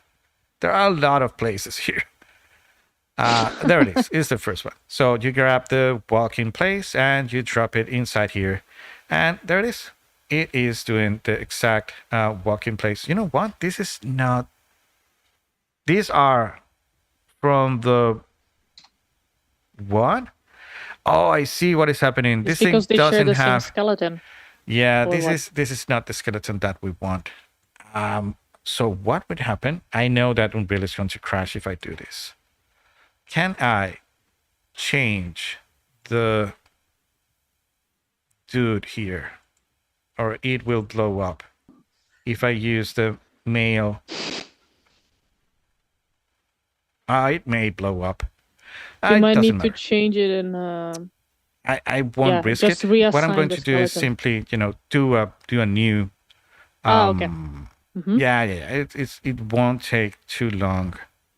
So we need a blend space, and now we're going to check the one that we need, and that is the male meat. No, it's not the hoodie. It's a Shirt. Yeah, I mean, if you. Let me take a look at this thing. Which one are you using? Because now I'm confused. No, it is. Sorry. Tall. Again.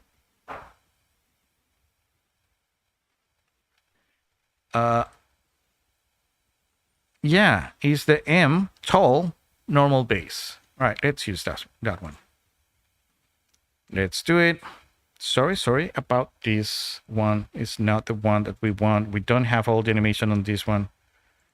So there it is. Now, right click. Come on. Now the right click, this thing is, so this is 5.2. And every time you hit right click, it's like an eternity for this thing too. It's like too many things inside here. So That's animation, a bug? blend Like space. that's something that needs to be optimized, you think? I believe we have a beast now. We have too many things that you can create inside Unreal, and these might just get worse in time. So it is the. I do have the total thing, but it's not here either. But we cannot find the. Maybe it's because, I mean, what you looked at was the skeletal mesh, but not the skeleton. Maybe the skeletal mesh is heavy. Oh, you are right. All right. Sorry. Yeah. I'm such a fool. Let me. So it's this one. Take me to where. No, double click on this. And let's take the name of the actual skeleton. And it's the SK base. Cool. Okay, Now we know. We were perfect. Yeah. We would have never completely. Yep. So let's do it on the crowd character. City park, city sample crowd. Let's create it in the blueprint side just because, well, for now, I mean, so animation, again, blend space, and it's the SK. There are a ton of SK base, right? Yeah, underscore base, yeah. Yeah, oh, there we go. Right, we got it. So this is going to be the blend space FWD for forward transform. That's it. Let's get in. And again, very fast. Now we do have access to everything here. That's good. Now, we do have both axes. This one is going to be forward speed. That's good. And this to the side is going to be the side speed. And that's it. This is working. This, we said that it was 150. And this one is going to stay at 100, and that's it. Now let's search place. How many plays is this? All right, now we have the normal walking place. This is the one we want. Why we do have two? Just curious. Have like two copies of the same thing? I don't want to know. If it works, it works. All right, cool. So this is going to be your 0, 0, 0. And to make sure it's at 0, 0, 0, you select it and you can say, all right, when the speed, the forward speed is 0 and the side speed is 0, this is what she should be doing, all right? It's preparing to start mixing, right, with everything. One thing is, sorry, we don't want this to be 0 because we want this to go left and right. So this should be 50. And we should be right there in the middle, right? So we start at 0 and, you know, at 50 here, and that is good. You can normalize this at however you want. Then you can, you know, fix it in the actual condition, but nothing to worry. So that's it. Now we need... those two are the settings of your forward speed and your side speed, right? The graph is... So if you wanted to normalize it, you will need to normalize those values, right? The minimum and the maximum.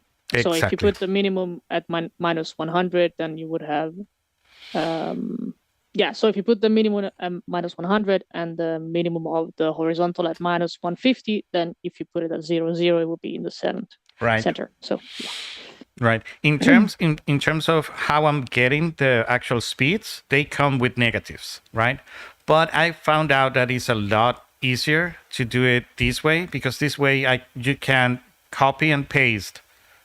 You can duplicate the forward and create the backwards a lot easier, because you just, you know, duplicate it and both are going to be going, you know, the same direction. And then you use like an absolute when you query for the backward, but you know that the actual thing is going to fire up to be backwards because of the condition that you create to make it go one way or the other. So right. This is it. Now we have a character that should, you know, go from almost standing to full forward walking, and that for now might be, you know, good enough, right? So I don't know if we have like a complete sidewalk. No, we don't have side, but we do have. Let's do it. Let's go walk, and let's use the 45 forward, right? And this one should go around here. Let's say here, and let's test it. So now she's doing this, and that's good. And when she's at full speed and at sideways, it still have a little bit of sideways, but not that much. So we want this to be like, maybe this thing should be even closer than this, because we might want to move only sideways. Mm-hmm. But yeah, that's maybe good enough. She's still like moving a little bit forward. We're going to get all these, when we get there. Not to worry. So let's put this thing at 40 and 0. And Right. the 45 forward left, this is the Below. backward left, this is the forward Yeah. left. Let's put it there. And let's also assign it a 40. And 100 side speed. And that's it. Now Perfect. this thing is working. She should be able to go one side and the other side and go forward and almost stop. And then this should, because she doesn't have enough speed, then idle will fire up. And that's it. Now we can save this thing. And before we do backwards, let's go even and do the full thing. Let's see if we can make this thing work. So let's go animation. So why are you splitting? So like as a basic locomotion, like in the, let's say, mannequin UE4, I believe the blend space has a walk forward, walk backwards, left, right? Right. It's all in one blend space, right? Yeah. Why did you decide to split it into blend space forward, I guess blend space backwards, blend space just side, because, or I don't know how. As a rule, I never mix on the same blend space things that won't mix anyways, because you will never have a forward and backward animation running at the same time. So that way I have more control. And because it's going to be a lot simpler and they won't mix ever. Like that's a thing that will never happen. So I believe they should not belong together. Even though you could have everything in one place, still, it's a lot easier, because you can also have like two set of booleans. One that if you're moving a couple of, units ahead, you can fire up the forward. And if you move a little bit, to the back, it will fire the backward. So, that should have everything controlled on that side. So what I'm going to do here is to simply cheat a little bit, and I'm going to open up again the other, and I want to see how much this thing has. 64 gigabytes of memory, so it should be handling this a-okay. Not to worry. It's because you want to see the blueprint they have set up, No, right? I'm going to completely copy it. I'm going to steal it. No, I'm not this dude who can start, throwing notes. I sit down and start throwing notes, but every time, my wives hate me every time I do this, because I start yelling like, why this thing is not working? And, I need to stand up and, run around the house, and then, this thing might work. And, it's always a struggle, and I'm not, to perform today. So I'm just going to simply copy and paste the full code, put it there, create all the variables, and have it work, like fairly easy without having to go nuts. Right.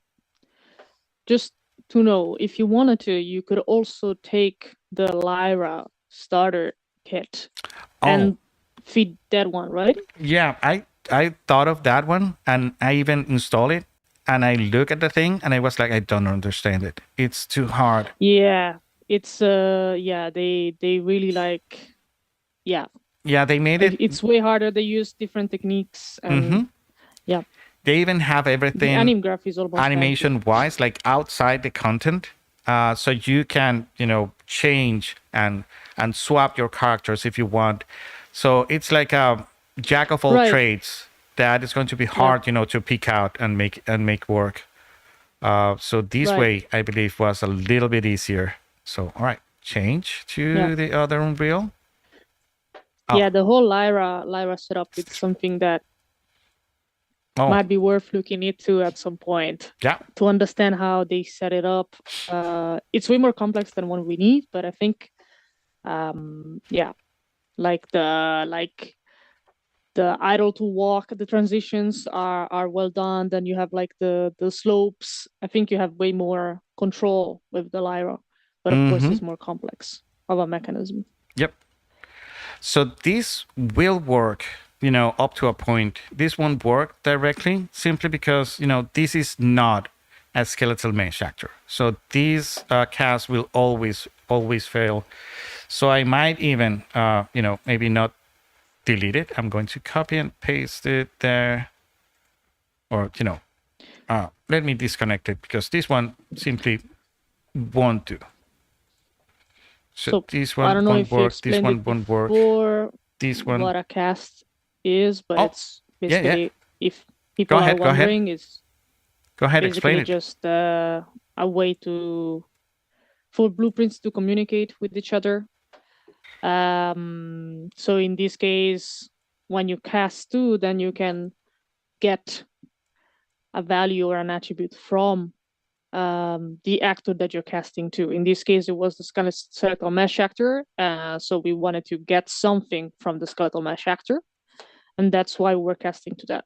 Right now, we want to get something from the crowd actor, so that's why Gabe is going to cast onto that. I guess you're gonna cast now. And just because I know that there is no other way to get another owning thing from this thing, I'm not even casting. I'm just saying, right, because this will speed out an actor, right? You may cast it. The other way of not casting and still knowing that the thing exists is to use this validated type of getting of this right. So you can go here and get whatever we got here, and then you can change this to be a validated. Where is it? It's at the bottom. Convert to validate. Yeah, there it is. So now it's a validate gate, and this is my way of casting. Right. Because sometimes I get, like awful. And again, these might be hard to find out because I need an actual skeletal mesh, not a skeletal mesh. So what if you, from the crowd actor, you get the skeletal mesh? You get the body name. Like whatever name of the skeleton is, I don't. Maybe it's called just skeletal mesh. Like, you know what? Let's do one thing. I won't connect this part still for now because I can do this manually. Maybe in the future we can make this to work automatically. But just because right now I don't want to complicate things and I can do this, the way to, and in fact, I believe they have it already because this dude, as soon as you put them in the wild, they start animating. So they might have this thing already by default on the blueprint. All right. So for now, I'm going to leave it there. And this whole thing should start working if I, create this, because now it's an actor and, everything actor wise should be the same everywhere. So I need the forward speed and I need the side speed to be recreated. So they're asking the difference between casting and using BPI. All right. The main difference is that sometimes a thing might not be there. So if by default that thing that you are trying to find might not be there, you really want to cast, because that way it can search for it and get it, right? Sometimes that thing might be the same, but maybe another same, right? It might be another actor. It might be another, type of actor. So when casting, you are making sure, that you're going to catch every possibility and be sure that what you want is that specific thing that you want. But in this case, because, I know that this animation blueprint will always be assigned, to this particular actor. I believe it will work. It might not. It would work. Casting and using the blueprint interface, they're interchangeable. solutions really for blueprint communication. But of course, using interfaces requires more setup, like Gabe is saying. So if you're doing something fast and you're troubleshooting and trying to figure out where to get the skeletal mesh actor from, if you have to set up the blueprint interface, that's going to be longer for you to do. Then you realize that it's the wrong actor you're getting and it doesn't have what you need, and then you need to create it again. Yeah. And in this case, the wildcard, it's easy to get as well because it's the opening actor. So casting it's easier than in other circumstances. Yep. Exactly. And what I can do is to do this get just to query it and see what is coming out of this, right?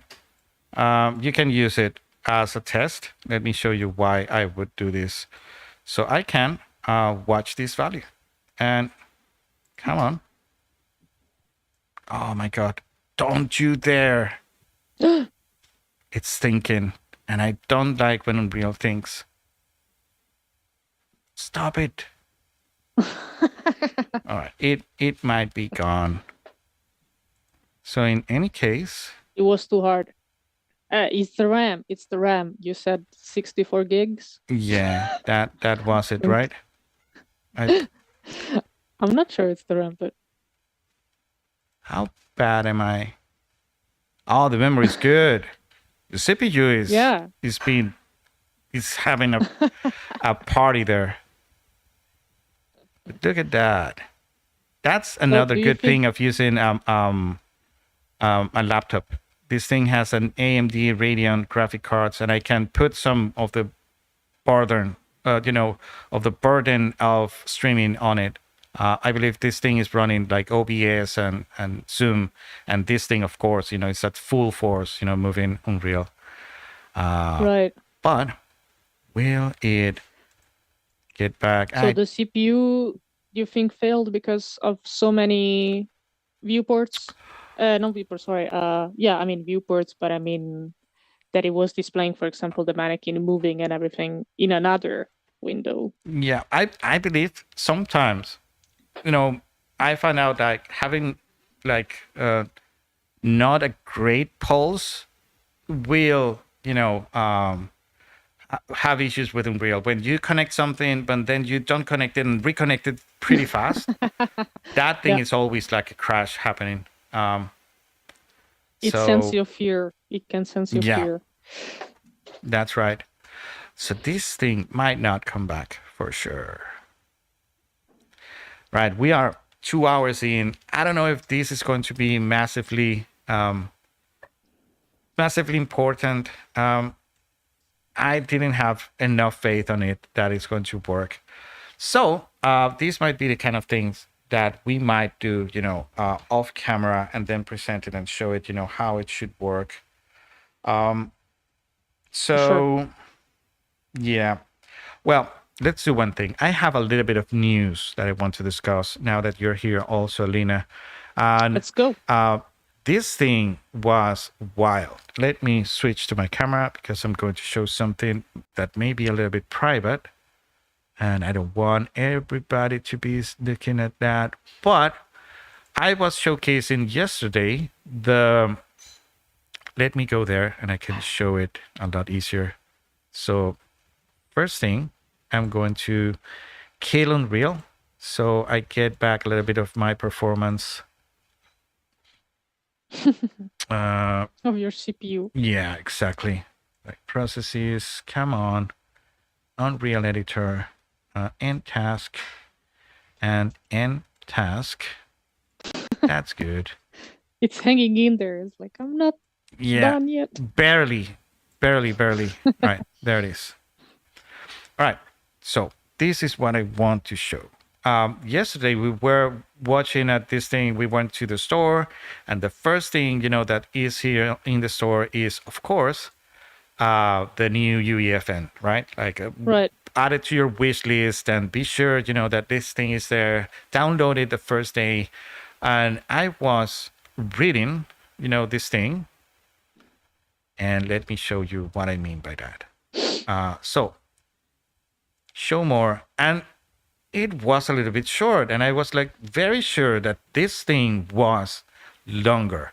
And Right. I love to fight, like literally fight with Emmanuel Salvucci. All right. Yes.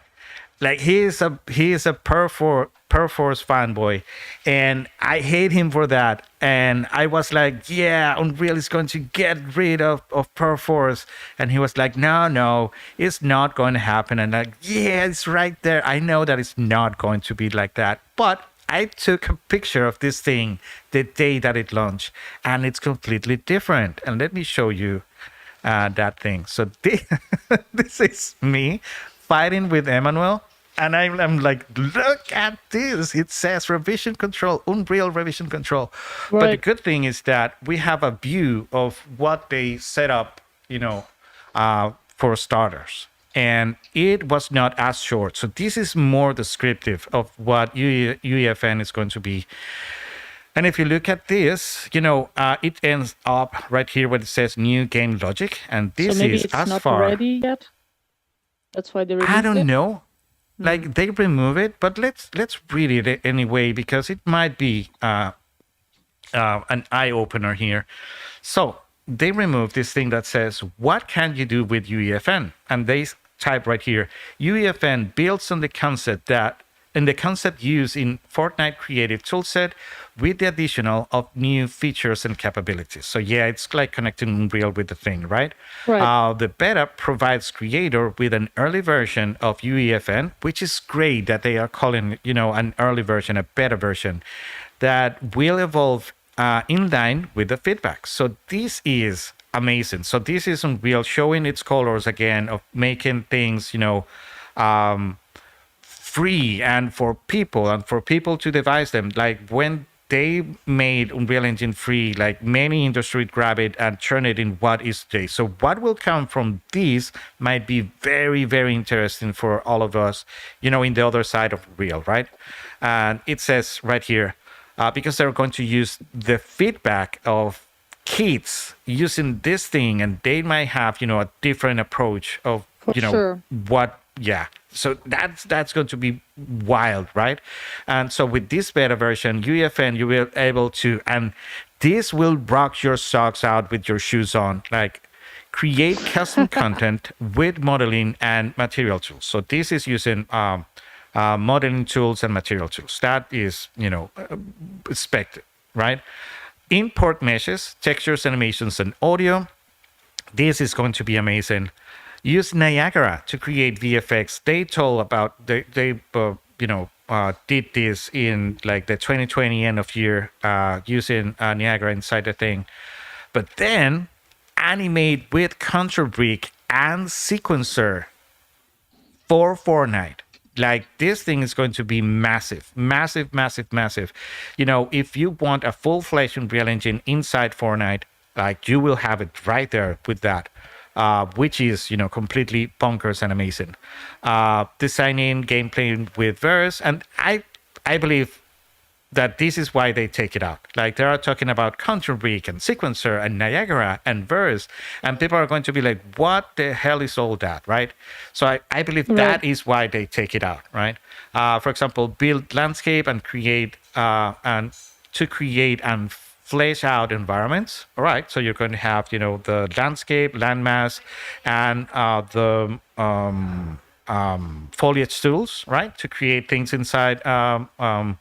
Or to create things for Fortnite, all right? Then create larger experience with world partition. Amazing, all right? So one of the things that was always a thing within creative is that you had like a fixed size, and you have this amount of memory and stuff that you could drop into your island.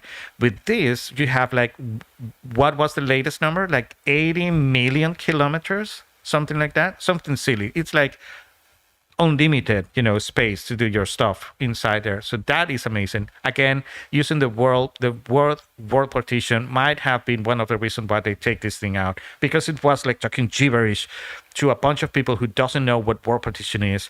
Like Right. the next item, like I was dumbfounded by this one. Like use fab to discover and import asset. Like I was like, what the freak is fab? Fab is Right. a sketch fab. I didn't notice at first, I and I thought was like, Fab was fab, like fab. the menu, like when you showcased it 2 days ago, you were using the prefabs. Yeah. So I thought that's what it meant. I also thought that it was like some sort of weird acronym for a cool new tool. No, it's a Sketchfab. Like you're going to be able to get things from Sketchfab into UEFN, and then of course into Fortnite.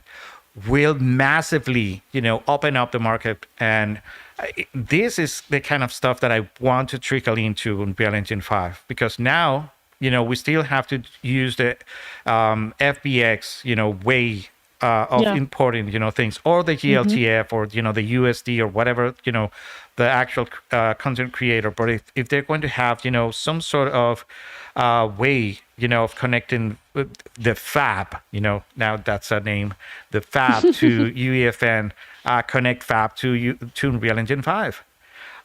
Later, it says use Live Edit to collaborate in real time with others. This means that magic word. That means multi-user editing. Right.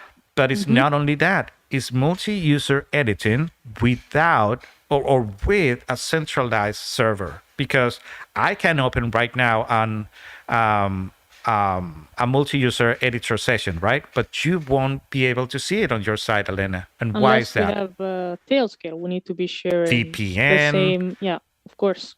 Some sort of way to belonging to the same network, right? So but right now it will be using the online subsystem from Epic, right? Because we're using Fortnite. Yeah. Okay. So that is going to be amazing. That means if they can open that not only for UEFN but for UE5, or at some point see how much you can do inside UEFN that you can later on take into Unreal Engine, right? Like that might be one of the biggest things. How compatible will a project in UEFN? I wonder how you could join different sessions. Is like, so you will have different like worlds, like Gabe's world and Elena's world, and if they're your friends, you can join into whatever they're doing. That's gonna be so cool. My dream is to be working on some project for Unreal Engine 5, right? And at some point, some director, producer, or co-worker will tell me like, what are you doing? And I was going to, close Unreal Engine 5, open that project in UEFN, upload the thing, to my island, and say, all right, hop on Fortnite and let's look at the thing and see, tell me what you think of it.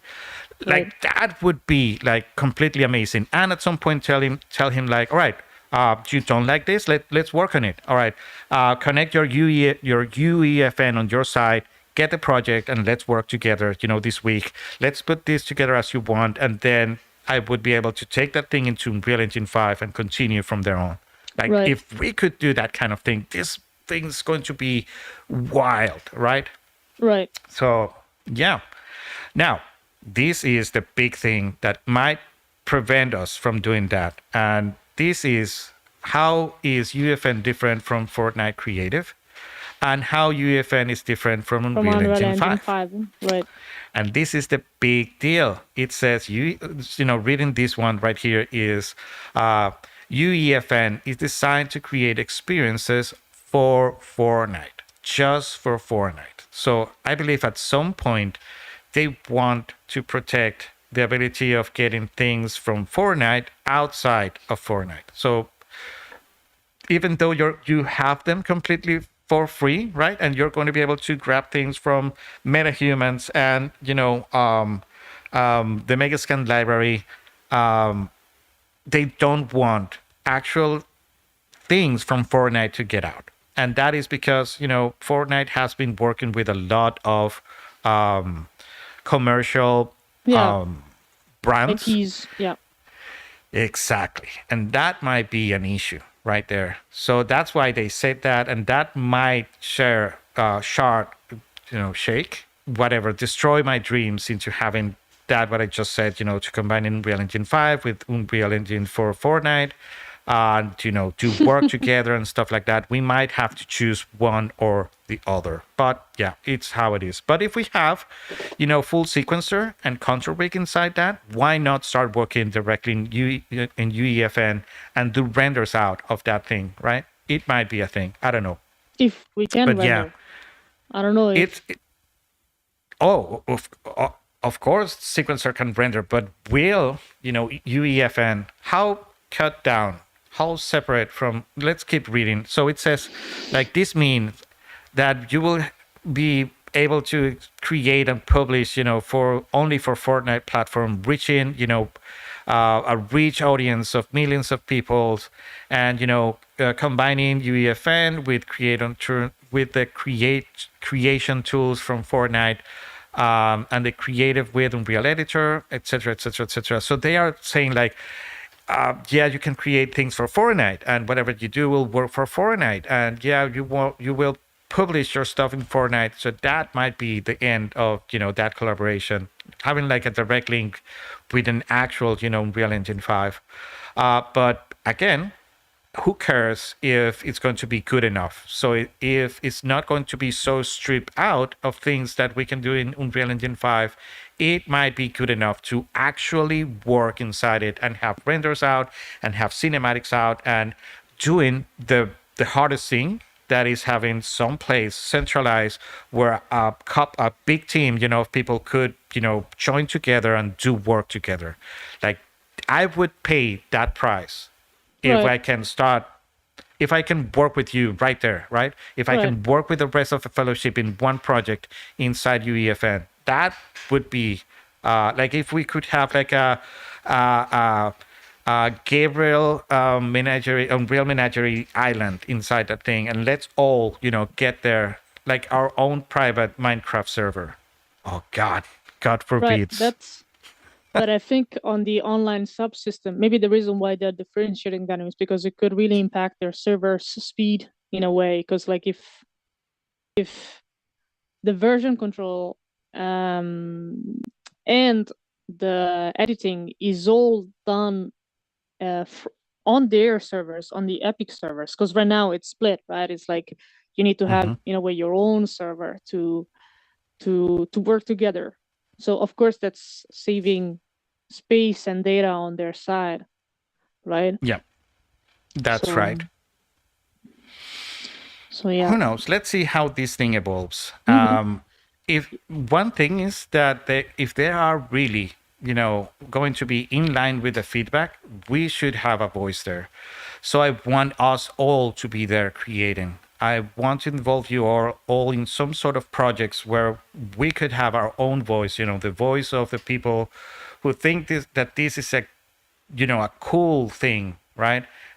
Could evolve in of Unreal Engine 5 and start testing it and have our voice heard. Right. So doing all the feedback and everything. So we do have, our way inside of what UEFN is going to be. Right. It kind of reminds me of, I don't know if you ever played Little Big Planet, but in Little Big Planet, you had this option to create your own worlds in multiplayer mode. Yeah. That was amazing. And I think it was very educative as well for kids. So when you started playing Little Big Planet and you could create worlds together, it was really interesting how you would learn together, like what a piston does, because we're getting also like mechanics in the game and how electricity work, how Right. a motor works. It really reminds me of that, the UEFN. It reminds me of that spirit in a way of Yeah. Little Big Planet. Yeah, of course. Creative right now could work for something like that. Now, UEFN is going to open up the realistic part of Unreal Engine into Fortnite. Really. Right. If you have access to metahumans in there, imagine what the players could look. There are going to be whatever, you're going to have your own face in your own character, in your own adventure inside that island.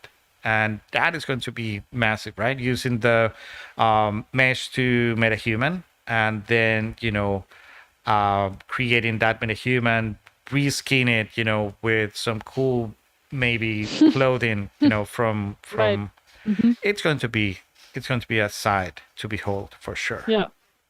They're basically saying, please create your own mods of the game, Yeah. then play with it. It's really cool. Really cool All stuff. right. Yeah, that was a thing, right? So, It's been what?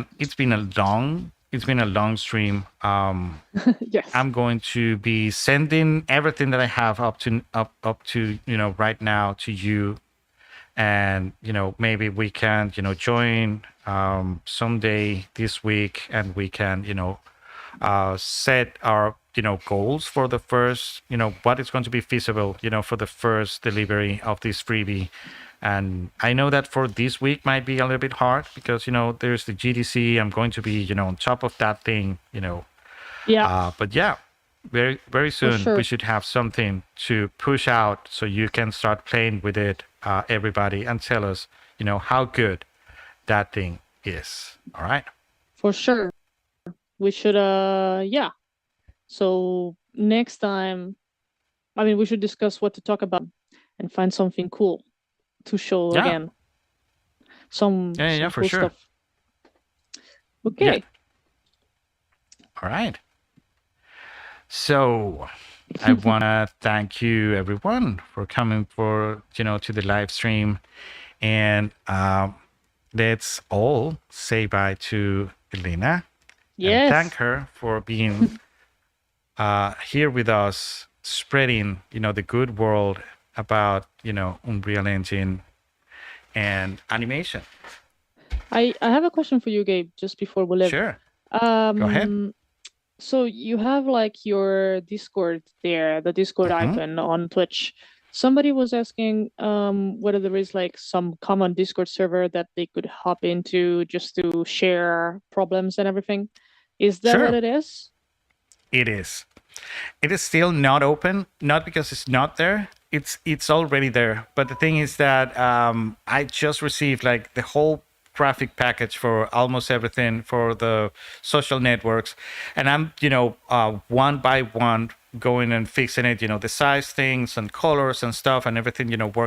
Working good with the graphic designer, and Discord is it's on the list of things that I need to start working on. But for now, I just finish up Facebook and a little bit of YouTube. But then again, I need to continue. So when that thing is ready, I'm going to release it to the world among with all the other things because at this point I want this thing to be its own thing, right? So I want Gum Lives to be Gum Lives, and I want Gabriel Paiva to be, its own thing for the fellowship and for the stuff. And I want these to be your channel, not my channel. I want you to be choosing, what we're going to talk about, and everything that we're going to cover it, and all the questions that we're going to respond, each day of the stream. So that's why we need this community. That's why we will need, all these. And I want it to be completely separate, from my other persona. All right. Right. And maybe so because in the future I might even go further and do other type of stuff, wink, wink, that I'm thinking of, and I have it, on the oven already preparing. So yeah, that's why I don't want this to be, the Gabriel Paiva show or anything like that. I want this to have its own identity, and to work on its own. So yeah, for sure. Very soon, all those social places, social networks are going to be ready with all the graphics and everything to welcome you all and start creating, this community. All right. Awesome. All right. I'm seeing people Oh yeah. asking more Cute questions. Monkey is asking me for working with Paragon characters with the advanced locomotion system. Right. And it's not awfully hard, but it involves the creation of a lot of sockets for the IK because they use like a very old IK system, like made by their own but it involves having these weird socketing things that you need to do in the skeleton, because you can grab everything that we just did, and you can retarget the full thing, the animation blueprint, everything, right? That is connected to it, all the animations, all the blend spaces, but what one, what one retarget are the sockets in the skeleton. So those you're going to have to copy word by word from the ALS character to your Paragon character, and for that matter, to each and every one of the different Paragon characters that you wanted to work. So even when ALS is great, it's not very good at, sharing, right? And trying to make that thing work everywhere. They're saying they'd love to see it. All so right. we might need to plan a long live stream where Yeah. Gabe dies doing this tedious process. Yeah, for sure. Let's do it. Why not? All right, everyone. I want to thank you all, especially Elena, for coming Thank here with you. us. And you are always welcome here, for sure. And you. everybody loves you also. You can see all the, the sharing of hearts in the chat. And yeah, with that, with all those hearts, I want to say, take care of each other. Be good to each other. I love you all. And I will catch you on the next one. All right? See you soon. So, see you soon. Bye, guys. Bye, all.